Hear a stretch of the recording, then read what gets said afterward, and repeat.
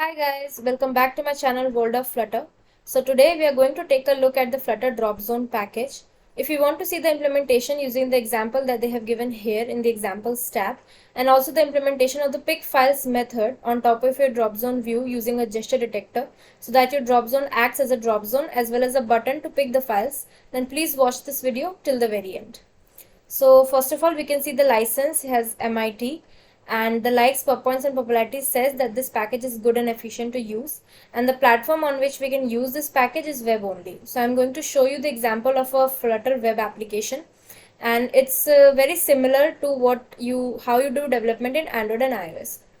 So in the README, it says here that it's a federated plugin, which means that it will compile in cross-platform apps that contains both Android, iOS, and web code, but it will not function. It will just give an error in the drop zone. Okay, and if you want to use it there, then you can use KE's web, and you can import it from foundation.dart instead of .html so that you don't get errors while building your Android and iOS side of your app.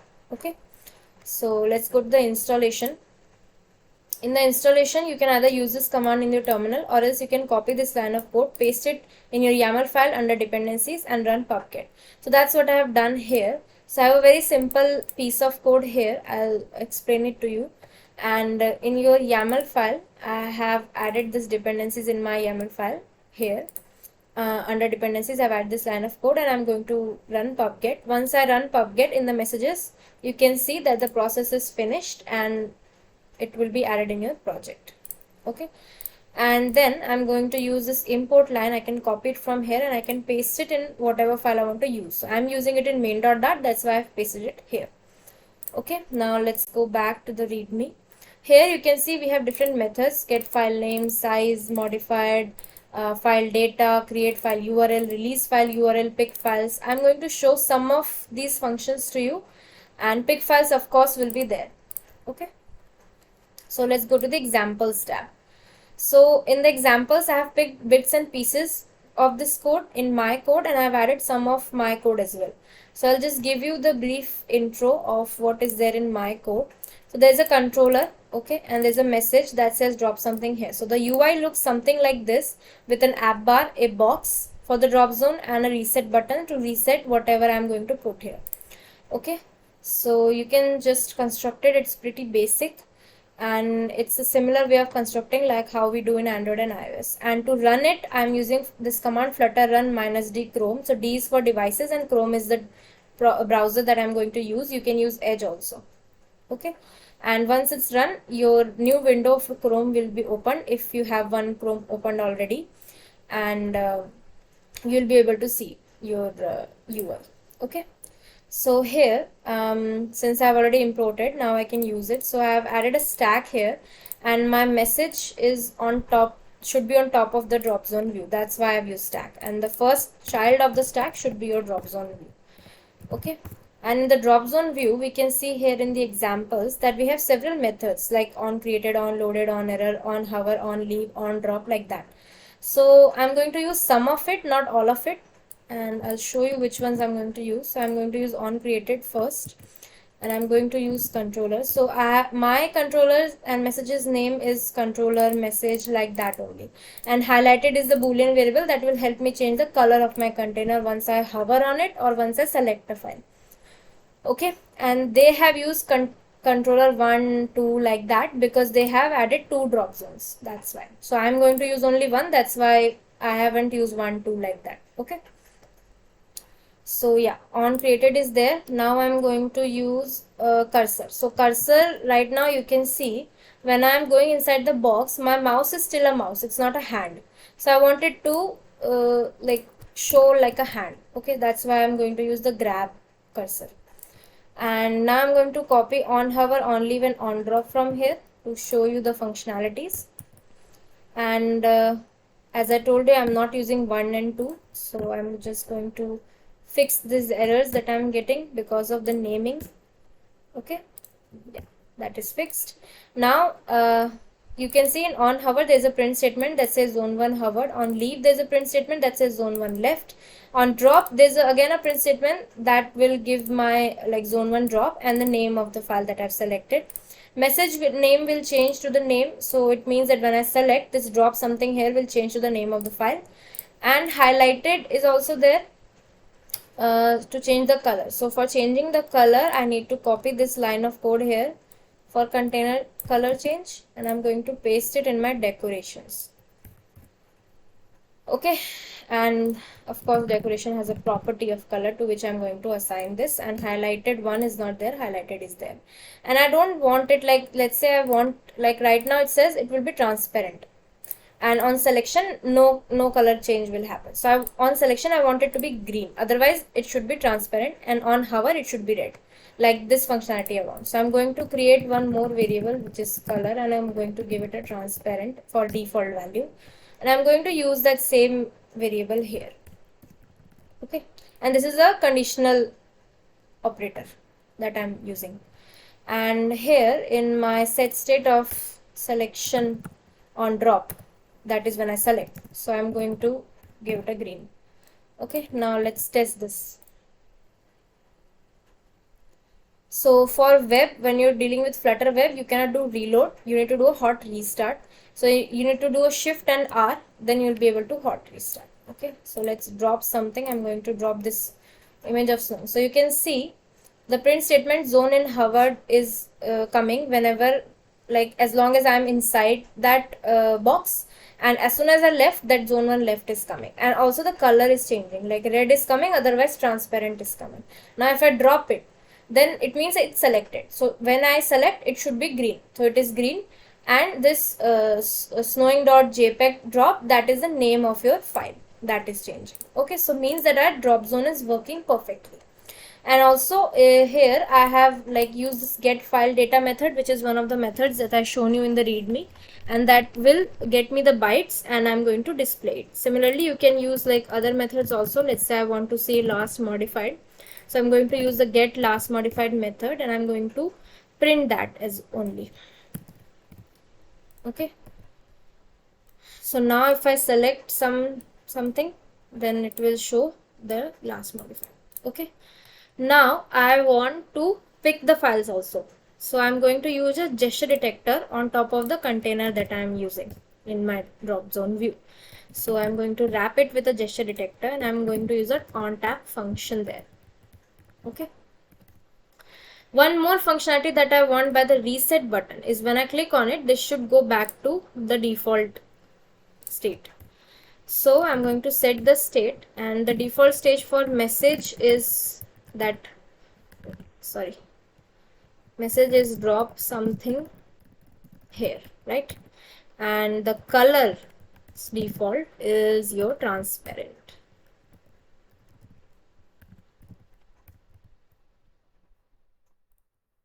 right? So now if you select something and if you click on reset, it will go back to the default state. Okay, yeah, so last modified is there, and I've added a gesture detector on tap. Now let's say I want to show the name is already there, I want to show the image also. Okay, so I will just make one more variable function and some variables. So function will be display image, and I'm going to make a dynamic variable file picked, and I'm going to make one variable which is boolean first of all. So I want this to show only when the file is selected. Okay, that's why I've made this boolean variable, and I'm going to set the state of this boolean variable to true. Okay, and in the display image I want the URL, so I'm going to make a variable string which should be an empty string in the start, and I'm going to get my URL from a method which says create URL. Okay, and I'm going to pass that file picked. Okay, and I'm going to call this here. So before calling that, I need to make this async also, and I'm going to call the method pick files, of course. Okay, and now I'm going to call that display image. and I'm going to pass event.first because pick files gives us a list and I want the first element to be there. Okay, and I want to display the image right below my drop zone. So right below the gesture detector, I will again add a conditional statement that says if it is selected, then I'm going to show an image.network with a URL, or else it should be a container. Let's see if this works. So I'm going to pick the files this time. Okay, so I'm going to click on it. I'm going to pick this dog image, and you can see the image is there. Now I need this image to go away on click of the reset. So I'm going to add this statement here, false, so that when I click on reset, it goes away. Okay. Now one thing to notice here is that when you are selecting using pick files, then your name is not coming because your message is not changing. Your message is still the same, which was default. Okay. So let's say I want that functionality also when I'm using pick files. So in DropZone, that is already there. Here in the DropZone view, it is already there, but it's not there in my pick files gesture detector. So I'm going to make one more method that says display data, let's say. Okay, and again I will use dynamic, and I'm going to use async. Okay, and this time I'm going to use one variable that says name, or else I can just use the message only, and I will just do a set state on that message, and I will say message will change to controller dot get file name file picked, and we are using await, so I need async on my set state. Yeah, and the message will change. Okay, and also the color is also not changing, so I'll just say color as green. Okay, now when I will pick the file, let's say flowers I pick. Okay, so it should change. Okay, why is it not changing? Because I forgot to call this. So after image or before image, let's call this. Let's pass event dot first, and I'm going to do a hot restart. Now it should work. So now if I click and select flowers, your color is also changing, your text is also changing, your image is also there. Now if you click on reset, all of that goes away. Okay, so here we can see that how we can use the drop zone as the zone for dropping, dragging and drop also, and we can also use it like a pick files. So when I'm dragging and dropping, then my image is not there. Why? Because this function that I've created, display image, that is not being called in my drop zone. I need to call it here. So I'm just removing this print statement, and instead I'm calling that display image, and I'm passing EV.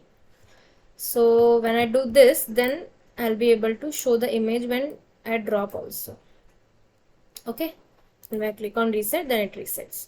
So you can just make these functions, these methods, and you can use them even in your drop zone view on drop method, and also you can use it like on gesture detector, which is wrapped on top of your drop zone view. Okay, so this is how you can use the drop zone view as dragging and dropping also, and as to pick the files when you click on it, so it acts like a button also. Okay, so this is a summary of how you can use the Flutter DropZone package. Please like, share, subscribe, and also if you want me to cover a certain topic of Flutter, a certain package of Flutter, then please do write in the comment section, and I'll make a video on those as well. So thank you so much. That's all for today. I'll see you all in my next video.